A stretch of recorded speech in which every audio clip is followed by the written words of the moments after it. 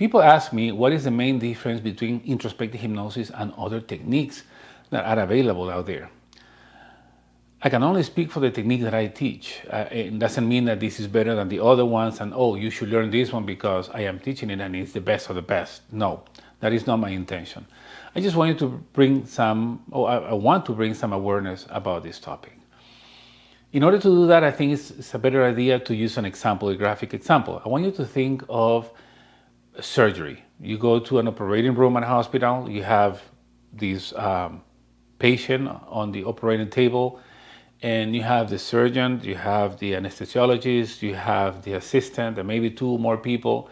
In other words, you have a team of people ready to help this patient, ready to make sure everything goes well, and that the patient actually recovers as is supposed to happen. Which of those team members can say that they can do the surgery just by themselves? The surgeon? No, the surgeon is an anesthesiologist. What about an anesthesiologist? No, he doesn't know anything about surgery, but about the assistants. They know about the instruments and the instrumental, but they don't know how to use it. Each of them depend from each other. Now imagine a doctor saying, oh, I can do it all, and even though I have not studied those things, I'm going to open the client and see what I find. If I find anything that I don't know how to deal with, I'll try to improvise and I'll pray to the guides to help us or help the client for it to recover, right? Wouldn't make sense. Now I want you to think of this in a hypnosis session. We don't have the luxury of having a team of professionals. One specialized in past life, another one in life between lives, the other one in regression to the womb, the other one in traumas, and another one in events from this life. We don't have that. We have to do it all. We have to know all of these techniques ourselves. Now imagine a hypnotist thinking that the client will go only to the events that he knows or she knows how to handle. It's impossible.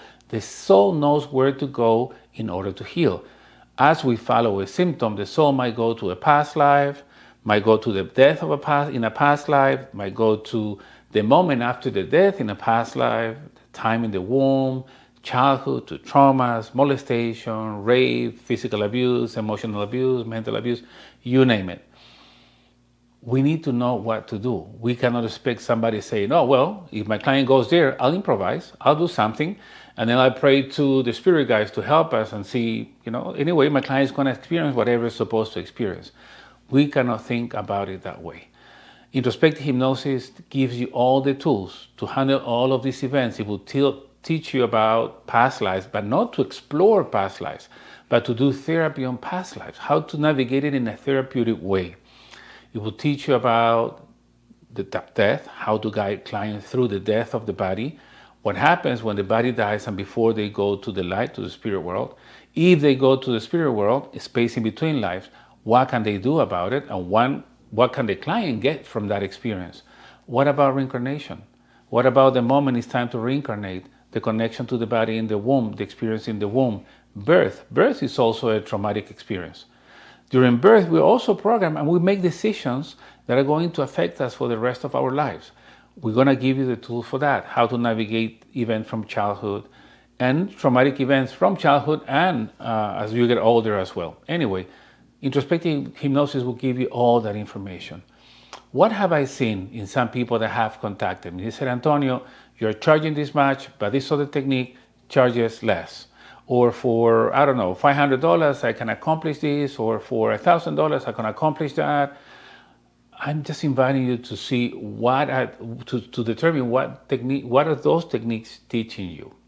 What material, what you think is a lot, or what you think is enough at that moment, you'll realize once you start practicing that in 3, 4, 5 months, you will need more information.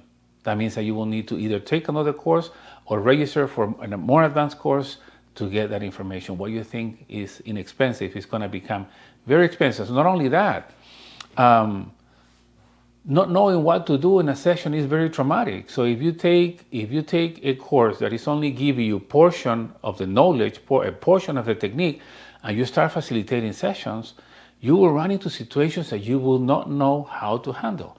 A lot of practitioners get frustrated get traumatized because they didn't know what to do. The patient didn't know, the client didn't like it, or they got a bad review or bad feedback. They don't want to practice anymore and they stop. It's sad to see what happens. So anyway, introspective hypnosis is going to give you all that information in one class. You can take it live.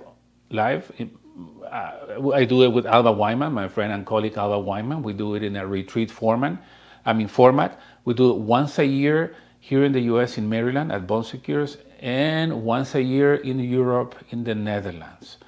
I also teach it on live online, and you also have the on-demand option in case you want to use that option. It's on demand, but it's also, you're required to spend 2 days with me to make sure that you went through the material, you understand, and that you practice.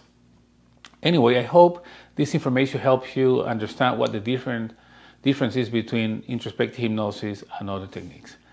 Thank you, and it will be until next time with me.